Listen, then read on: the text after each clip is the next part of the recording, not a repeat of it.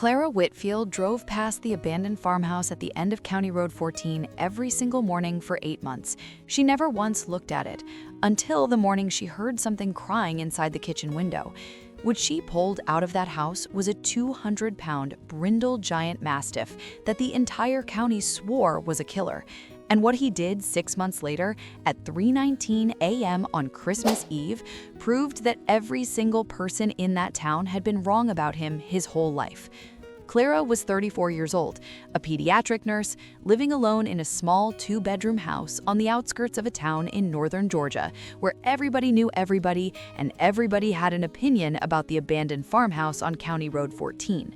The previous owner had left the property 3 years earlier, after his dog mauled a mail carrier. That's what the rumors said. Nobody knew if it was true. But the dog, whatever had happened to it, was still inside that house, chained in the kitchen, forgotten. Clara had heard the stories for years. She had driven past the peeling white shutters and the collapsing front porch hundreds of times. And every single time, she had done exactly what everyone else did. She kept driving. Until the morning of April 7th. She was running late for her shift at the children's hospital when she heard it, a sound so faint she almost missed it. A low, broken whimper coming from the kitchen window of that abandoned house. She pulled over. She sat in her car for 11 minutes before she finally opened the door.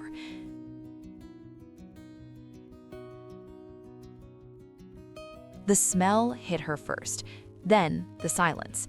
She found him chained to the radiator in the kitchen, 200 pounds of brindle muscle, ribs showing, a water bowl long dry, and a chain rubbed raw around the fur around his neck. He didn't growl, he didn't bark. He just raised his enormous head, looked at her with eyes the color of melting honey, and let out a single breath that sounded like a question. Clara called animal control. They told her that dog was a known danger, that she should step away and let them handle it, that the last person who tried to rescue him had needed 14 stitches. She listened to the voice on the phone for 4 seconds, then she hung up. She cut the chain herself with bolt cutters from her trunk. She named him Thor. He weighed 198 pounds when they got to the emergency vet that afternoon. He was missing a front tooth. He had a scar across his right shoulder that looked like it had been there for years. And every person in that waiting room stood up and stepped away when Clara walked in holding his leash. The vet said what everyone else had said, that this breed was dangerous, that Clara should consider surrendering him, that a 34-year-old woman living alone had no business taking home a 200-pound Giant Mastiff with an unknown history. Clara signed the intake papers anyway.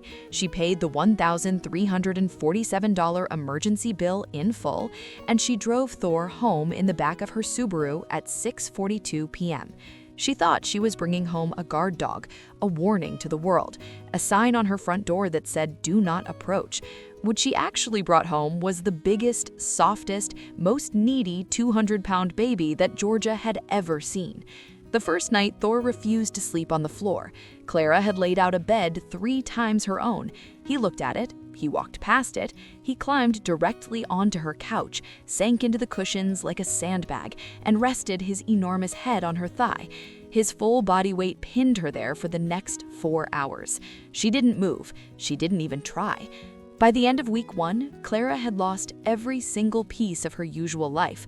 Thor followed her into the bathroom. He stood in the shower doorway. He sat at her feet while she ate dinner and rested his chin on the kitchen table, watching her fork move like it was the most interesting thing in the world. And every evening at 9:15, he would drag his own blanket off the couch and deposit it at her feet, his version of saying, "Wrap me up." I see you're still watching and haven't subscribed yet. Honestly, that stings a little. Hit subscribe now. You'll want to see what happens to Thor next. By week 3, Clara understood something about this dog that nobody else in that town had ever bothered to learn. Thor wasn't dangerous. He was scared. Scared of loud voices, scared of closed doors, scared of being left. Every time Clara walked out of a room, he followed. Every time she sat down, he leaned his full 200 pounds against her side, like he was trying to prove he was still there. The biggest baby in Georgia was what her sister called him after their first visit. Clara laughed. Then she cried a little, because that's exactly what he was. Some stories deserve to be shared, and what happened next deserves to be seen by every single person who has ever judged a dog by the way he looks. It was Christmas Eve, 3:19 a.m. Clara was asleep on the couch next to Thor, a half-finished mug of cocoa on the coffee table, the tree still lit in the corner. She woke up to Thor standing over her, his nose pressed against her cheek, whining. At first, she thought he needed to go out. Then she tried to sit up, and she couldn't. Her left arm wouldn't move. Her face felt heavy on one side. Her heart was racing.